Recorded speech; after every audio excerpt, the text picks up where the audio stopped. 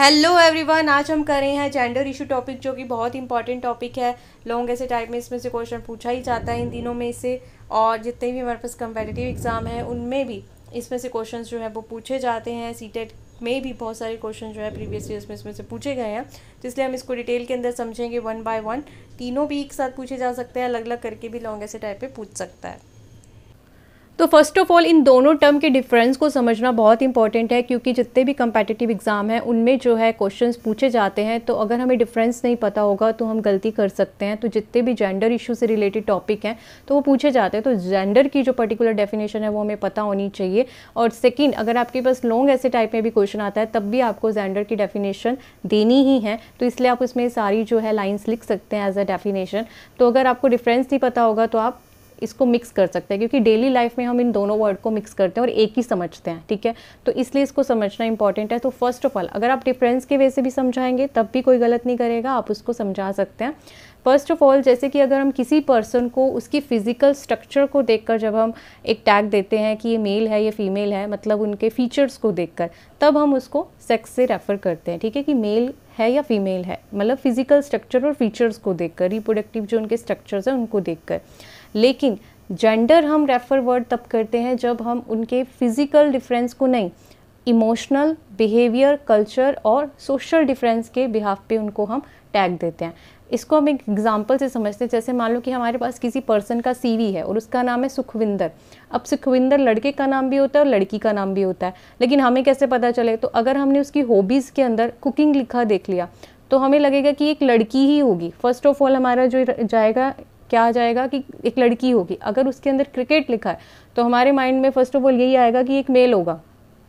तो ये क्या है कि हमने अब सोसाइटी ने इसको क्या कर दिया, डिफ्रेंशिएट किया है, ठीक है। इसमें फिजिकल स्ट्रक्चर की बात नहीं है, इसमें जो है उसकी हैबिट, उसके बिहेवियर के बिहाफ पे हमने चेंज कर दिया। हमने कहा कि कोई पर्सन रो रहा है तो हमने कहा कि लड़की ही होगी, ओके, क्योंकि लड़के तो रोते ही नहीं है। तो हमने उनके बिहेवियर, उनकी इमोशनल डिफरेंस के बिहाफ पे उनको चेंज कर दिया। हमारी सोसाइटी में क्या अवधारणाएं हैं कि लड़के कैसे होने चाहिए और लड़कियां कैसे होनी चाहिए, उसके बिहाफ पे जब हम टैग लगाते हैं मेल और फीमेल का, तब हम उसको जेंडर कहेंगे। हमारे कल्चर में लड़कियों के लिए क्या क्या क्या कहते हैं विशेषताएं लिखी हुई हैं, लड़कों के लिए क्या क्या उनका रोल होना चाहिए वो लिखा हुआ है, उसके आधार पर हम जेंडर का टैग लगाते हैं कि मेल है फीमेल है। ओके, होप आप आंसर आपको पता चल गया होगा, इसमें समझ आ गया होगा कि ये फिजिकल स्ट्रक्चर पे है ओनली, और ये हमारे बिहेवियर के हिसाब से हम टैग लगाते हैं।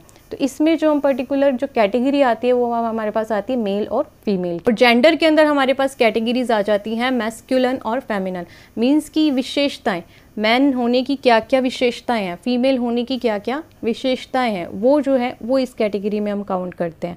फिर जो है ये हमारे पास बर्थ से ही हमें डिसाइड हो जाता है, ठीक है, कि मेल है या फीमेल है, और ये कभी चेंज नहीं होता, चाहे टाइम चेंज हो, चाहे कल्चर चेंज हो। जो लड़की है लड़की रहेगी, लड़का है लड़का रहेगा, ठीक है, फिजिकल स्ट्रक्चर के हिसाब से। लेकिन ये जो है एक्सटर्नल फैक्टर से प्रभावित होता है, ठीक है। अगर आज कोई पर्सन जो है वीक है इमोशनली, लेकिन हो सकता है कुछ टाइम के बाद वो स्ट्रॉन्ग हो जाए, उसका सोशल और उसका जो कल्चर है, बिहेवियर फैक्टर चेंज हो जाए। मान लो कि अभी वो इंडिया में है, बाद में वो यूएस से चला गया, तो वहाँ की सोसाइटी का इफेक्ट आएगा। Time to time, culture to culture change होगा, तो इन्फ्लुएंस होता है एक्सटर्नल फैक्टर से भी, ठीक है। इसके अंदर जो हम डिफरेंस करते हैं वो फिजिकल स्ट्रक्चर के हिसाब से करते हैं, इसमें हम जो डिफरेंशिएट करते हैं वो सोशल नॉर्म्स के हिसाब से करते हैं। Now we have patriarchy system, जो कि एक बहुत पुराना डेकेड एगो हम कहें कि ये सिस्टम था, जब जिसे हम पुरुष प्रधान देश कहते हैं, ठीक है, जहाँ पे पुरुषों की ज़्यादा चलती थी। लेकिन आज की सोसाइटी में ऐसा नहीं है। लेकिन ये क्वेश्चन जो है पूछा जाता है कि तब क्या होता था, तो वो हमें एक्सप्लेन करना है इसके अंदर। तो पेट्रियार्की सिस्टम के अंदर क्या है कि अथॉरिटी जो है वो मेन की होती थी ओवर दी वीमेन, ठीक है, और वही सारे डिसीजंस लेते थे जो भी लेके सोसाइटी के हैं या कल्चर के हैं या हाउस होल्ड डिसीजंस हैं, वो सिर्फ जेंट्स ही लेते थे। लेकिन ये पहले होता था, अब नहीं है। अब जो है काफ़ी चीज़ें जो है वो चेंज हो चुकी हैं। तो अब कुछ 6 करेक्टरिस्टिक्स हैं हमारे पास इस पेट्रियार्की सिस्टम के। तो सबसे पहले हमारे पास ये मेल डोमिनेंस था, मीन्स इसमें वही बात कि सारे जो डिसीजंस है वो मेल लेते थे। फिर जो प्रोडक्टिव पावर है वो भी मेल के हाथ में थी, कंट्रोल जो था वीमेन नहीं लेती थी, चाहे वो हाउस होल्ड कोई भी डिसीजंस लेने हो, चाहे बाहर कोई प्रोडक्टिविटी का काम करना हो, वो सब जो है जेंट्स के हाथ में होता था। फिर है कंट्रोल वीमेन्स रिप्रोडक्टिव पावर, जो बच्चे कितने करने हैं, ठीक है, कब करने हैं, ये भी जो है जेंट्स के हाथ में था। वीमेन खुद जो है डिसीजंस नहीं ले सकती थी। फिर है वीमेन मोबिलिटी, इसमें कि कहाँ उनको जाना है, ठीक है, कहाँ उनको नहीं जाना है, ठीक है, घर से बाहर कब जाना है, तो उसमें भी बहुत लिमिट्स लगाते थे जो जेंट्स लोग थे, ठीक है, कोई भी वो डिसीजन जो है, अपनी जो फ्रीडम नहीं थी उनको अपनी मूवमेंट के लिए भी। फिर है हमारे पास कि कोई भी प्रॉपर्टी है उन पे उनका कोई हक नहीं होता था, सिर्फ जो है सन को ही मिलती थी प्रॉपर्टी। अब तो जैसे काफ़ी चेंज हो गया, लेकिन पहले क्या होता था कि सारा के जो प्रॉपर्टी का हकदार होता था वो बेटा ही होता था। फिर नेक्स्ट है हमारे पास मेल जो है वो सेंटरनेस होता था, मतलब मेल ही फोकस, मेल पे ज़्यादा फोकस होता था, जो भी घर में एक्टिविटीज़ होंगी, इवेंट्स होंगे, उसमें वही राजा है, ठीक है, चाहे सोसाइटी है, चाहे इंगेजमेंट है, कोई फन है, इंटरटेनमेंट है, सबसे आगे मेल होगा, ठीक है। तो ये इस सिस्टम के रूल थे। नाउ वी हैव जेंडर बाइस। ये क्वेश्चन जो है 16 मार्क्स में पूछा जा सकता है कि जेंडर बाइस क्या है, ठीक है, और इसके अंदर आप इसके सोल्यूशन भी बता सकते हैं और इसके अलावा इसकी प्रॉब्लम्स के बारे में भी डिस्कस करते हैं। तो फर्स्ट ऑफ ऑल जेंडर बाइस के हम मतलब इसको जेंडर डिस्क्रिमिनेशन भी कहते हैं, जब हम अनफेयर ट्रीटमेंट करते हैं between the man and women के अंदर, ठीक है। कोई भी जिसको हम फेवरेट कह देते हैं कि कई बार किसी की कोई वीमेन फेवरेट होती है, कई बार जेंट्स फेवरेट होते हैं, तो इसमें वो कॉन्सेप्ट आ जाता है कि अनफेयर ट्रीटमेंट हम करते हैं। फिर है हम मोस्ट ऑफ जो है इसमें जेंडर के अंदर मेल को प्रेफरेंस दी जाती है ओवर दी फीमेल, मतलब उनको आगे रखा जाता है। चाहे आज की भी सोसाइटी है, हम काफ़ी चेंज हो चुके हैं, लेकिन फिर भी कहीं ना कहीं मेल की जो सैलरी है वो कहीं ना कहीं फीमेल की सैलरी से हाई रखी जाती है। तो कोई कहीं ना कहीं इश्यूज हमें आज भी देखने को मिलते हैं। तो ये सब जो है जेंडर बाइस के अंदर आ जाता है। कोई जॉब प्रेफरेंस है तो मेल को ज़्यादा प्रेफरेंस दी जाती है, टेक्निकल जितनी भी फील्ड है उसके अंदर। तो ये जो है एक अनफेयरनेस है। फिर हमारे पास है कि गर्ल्स जो है उनको हमेशा कम रखा जाता है सोसाइटी के अंदर, एजुकेशन के मामले के अंदर भी, और डिनाइड किया जाता है बहुत सारी अपॉर्चुनिटीज़ से रिलेटेड, जिसके कारण से जो है वो कैपेबल भी होती हैं गर्ल्स जो है, लेकिन फिर भी उनको अपनी चॉइस की जॉब समटाइम्स नहीं मिल पाती है, क्योंकि ये डिफरेंस आ जाता है, डिस्क्रिमिनेशन आ जाता है। तो इन सब चीज़ों से हम कह सकते हैं क्या एक जेंडर बाइस है, ठीक है। नेक्स्ट है हमारे पास कि कैसे डिफरेंट हमारे फील्ड के अंदर जेंडर बाइस हो रहा है, उसको आप डिफाइन कर सकते हैं। जैसे कि हमारी एजुकेशन की फील्ड है, उसके अंदर हमारे पास जितनी भी स्कूल की टेक्स्ट बुक्स हैं, उसके अंदर बहुत बार हम एग्जाम्पल्स देखते हैं कि वीमेन जो है वो घर के काम कर रही हैं और मेन जो है वो कोई बुक पढ़ रहा है या फिर घर से बाहर जा रहा है, वहाँ पे काम कर रहा है। तो इस तरह के एग्जाम्पल्स जो है हमारी टेक्स्ट बुक्स में दिए जाते हैं, जो कि एक जेंडर बायस है, और ये जो है कहीं ना कहीं बढ़ावा दे रहा है। तो इस टाइप के एग्जांपल्स हमें नहीं देने चाहिए। और फिर है जो हमारी हायर लेवल की एजुकेशन है, उसमें जो बहुत सारे कोर्सेज हैं हम उसमें टैग लगा देते हैं कि ये सिर्फ मैन ही करेंगे। जैसे पहले इंजीनियरिंग था, मैकेनिकल इंजीनियरिंग है, वो सिर्फ बॉयज़ कर सकते हैं। तो ये जो है जेंडर बायस हम करते हैं एजुकेशन के अंदर। और इसमें हम एग्जाम्पल दे सकते हैं कि कई बार जो फैमिली के अंदर ऐसा होता है कि फैमिली अगर एक ही चाइल्ड की एजुकेशन को अफोर्ड कर सकती है, तो वो हमेशा बॉय को प्रेफर करते हैं कि हमारा बॉय लड़का जो है वो पढ़ने जाए, लड़की को वो नहीं पढ़ने देंगे। तो ये हम डिफरेंस जो है वो देखते हैं। We have gender discrimination in jobs, ठीक है। तो कई बार क्या होता है कि मेल और फीमेल दोनों जो है कैपेबल होते हैं एक सेम जॉब के लिए, लेकिन फिर भी कई बार जॉब जो है वो मेल को दे दी जाती है, क्योंकि ये कहकर कि जो मैटरनिटी लीव है वो ना देनी पड़े, ठीक है। जब प्रेग्नेंट होती है लेडी या उसके बाद उसको जो छुट्टियां चाहिए होती हैं तो वो ना देनी पड़े, इसकी वजह से वो जो है मेल को प्रेफर करते हैं। फिर जो है gender discrimination in the religion, हमारे रिलीजन में जो विडोज़ हैं उनको किसी चीज़ को टच नहीं करने दिया जाता, या फिर वो मतलब जो भी रिचुअल्स हैं उनमें पार्टिसिपेट नहीं कर सकती। इस तरह के जो हमें डिस्क्रिमिनेशंस हैं वो देखने को मिलते हैं। फिर है हमारे पास नेक्स्ट जेंडर बायस, जो कि पॉलिटिकल पोर्शन के अंदर हमें देखने को, पोजीशन के मामले में देखने को मिलते हैं कि विमेन को हायर पोजीशन नहीं दी जाती पॉलिटिकल जो भी हमारे पास करियर है उसके अंदर। फिर नेक्स्ट हमारे पास हम देखते हैं फैमिलीज़ के अंदर भी जेंडर बायसनेस हम देख पाते हैं कि लड़कियों को कहा जाता है कि तुम्हें घर का काम सीखना चाहिए, शादी के बाद क्या करोगी, ठीक है, रोटी बनानी नहीं आती। तो इस तरीके से हम कई बार डिस्क्रिमिनेट करते हैं कि क्यों बॉयज़ को भी तो सीखने चाहिए, वो उनको भी खाना बनाना आना चाहिए, चाइल्ड केयर करना आना चाहिए। तो इस तरह से हमारे घरों में, फैमिलीज़ में भी वो देखा जाता है। फिर है discrimination for the equal pay.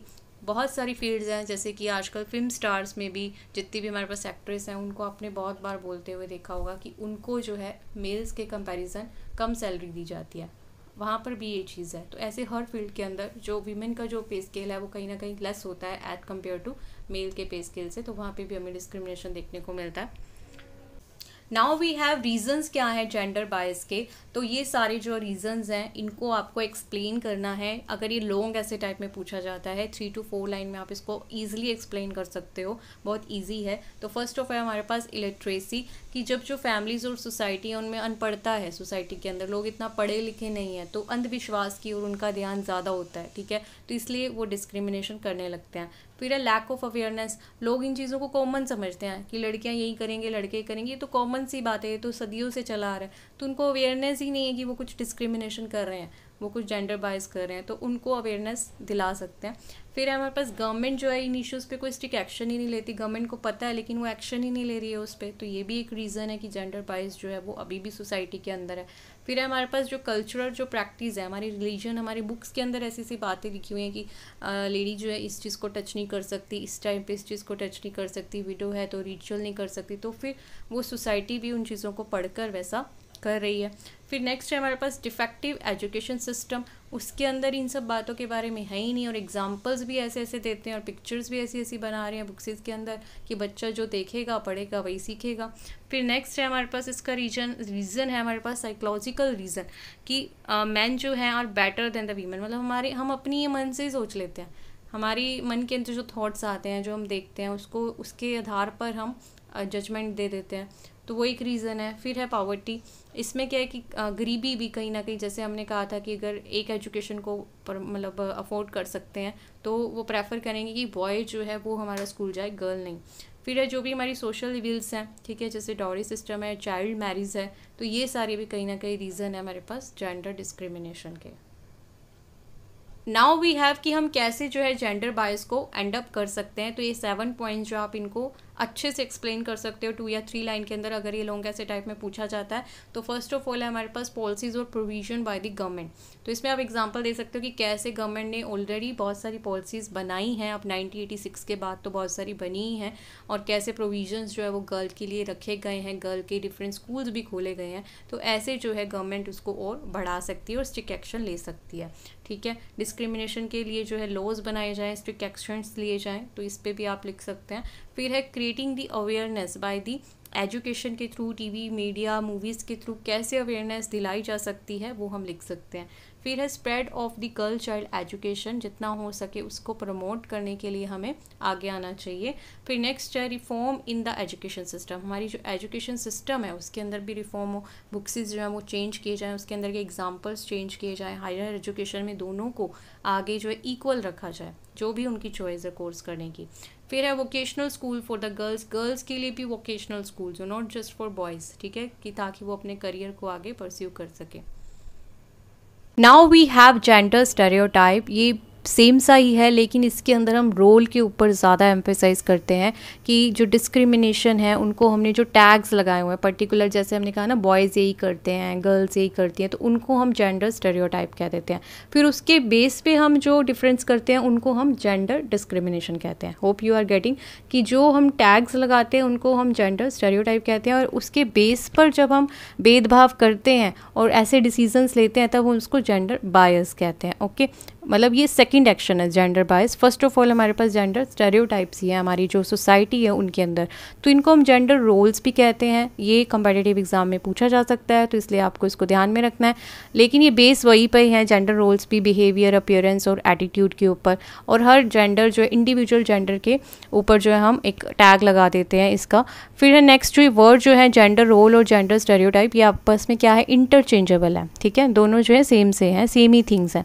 फिर है जो ये जेंडर स्टेरियोटाइप जो वर्ड है इतना परपेचुएट क्यों है, इतना मतलब स्थिर क्यों है, क्यों किसने बनाया इसको इतना मजबूत, हमारे पेरेंट्स ने, फैमिलीज मेम्बर्स ने, टीचर्स ने, कोचेस ने, पीयर्स ने, हमारी जो रिलीजियस कम्युनिटीज़ हैं उन्होंने ही इसको इतना स्ट्रॉन्ग बनाया, ठीक है। हमारी रिलीजन, हमारी फैमिली में हम रोज़ ऐसी बातें देखते हैं, तो ये बहुत डीप रूटेड है, ठीक है, आज का नहीं है, रूट इसके बहुत स्ट्रॉन्ग है। इसलिए जो ये फेमिनिनिटी और जो मैस्कुलिनिटी है, ये मतलब जो विशेषताएं हैं जो हमने डिफरेंस किया, ये सोसाइटी ने किया है, ठीक है। तो जितने भी हमारे पास साइकोलॉजिस्ट हैं उन सब ने कहा है कि ये किसी ने बनाया नहीं, अलग अलग किया नहीं, हमारी सोसाइटी ने खुद बनाया है। तो जेंडर जो स्टेरियोटाइप है बहुत हार्मफुल भी हो सकता है जब हम लिमिट कर देते हैं किसी वीमेन और मैन की कैपेसिटी को। और ये सिर्फ जो है डिस्क्रिमिनेशन फीमेल्स के साथ नहीं होता, कई बार मेल्स के साथ भी हमें देखने को मिलता है। तो पर्सनल अगर कई बार होता है, लड़के डांस करते हैं, उनको डांस में इंटरेस्ट है, कुकिंग में इंटरेस्ट है, तो कई लोग उनका मजाक उड़ाते हैं। तो इस तरह से वो जो डिस्क्रिमिनेशन है, मजाक उड़ाना, इनके साथ भी हो जाता है, जेंट्स के साथ भी। फिर हमारे पास कई बार लड़कियों को जो उनका प्रोफेशनल करियर है वो परस्यू नहीं करने दिया जाता। तो ये चीज़ें जो है बहुत हार्मफुल हो जाती हैं जब हम इनको बहुत ज़्यादा बढ़ा देते हैं। Now we have different kinds of stereotypes कि फीमेल जेंडर स्टेरियोटाइप्स क्या हैं और मेल जेंडर स्टेरियोटाइप्स क्या हैं, मतलब कौन सी अवधारणाएं हमने बनाई हुई हैं। कि जैसे कि ये एग्जांपल आप ज़रूर देंगे। तो सबसे पहले women's are nurses not doctors, कि लड़कियां जो है उनको नर्स का प्रोफेशन सूट करता है, डॉक्टर का नहीं। ठीक है। फिर हम कहते हैं कि लड़कियां जो है उनको डांस और सिंगिंग पसंद है, नहीं, क्यों, जेंट्स को भी तो हो सकती है। फिर हम टैग लगा देते हैं लड़कियां जो है वो वीडियो गेम्स नहीं खेलती हैं, वो पॉलिटिशियंस में अपना करियर नहीं बनाती हैं। वीमेन जो होती हैं वो कम मतलब वीक होती हैं एट कंपेयर टू जेंट्स। फिर है हमारे पास की जो मेल है, फीमेल्स हैं, वो क्या करती हैं, मनी जो है, इनकम जो होती है उनकी हमेशा लेस होती है, अर्न जो है वो लेस करती है एट कंपेयर टू जेंट्स। फिर हमारे पास जो वीमेन है वो नॉट प्ले स्पोर्ट्स नहीं खेलती हैं, और वो रिस्पॉन्सिबल हैं चिल्ड्रन को राइज़ करने के लिए, उनकी रिस्पॉन्सिबिलिटी के लिए। फिर जो जेंट्स के लिए क्या स्टेरियोटाइप्स हैं कि वो मैथ्स में बहुत अच्छे होते हैं, क्यों, कई गर्ल्स भी मैथ्स में अच्छी हो सकती हैं। मैन जो है वो लेज़ी होते हैं और मैसी होते हैं, फैलाते हैं चीज़ों को, उनको स्पोर्ट्स अच्छा लगता है, क्यों, गर्ल्स भी स्पोर्ट्स के अंदर हो सकती है। तो ये एक पर्टिकुलर टैग्स हैं जो हम पढ़ रहे हैं, और यही जो है हमारे पास स्टेरियोटाइप्स हैं।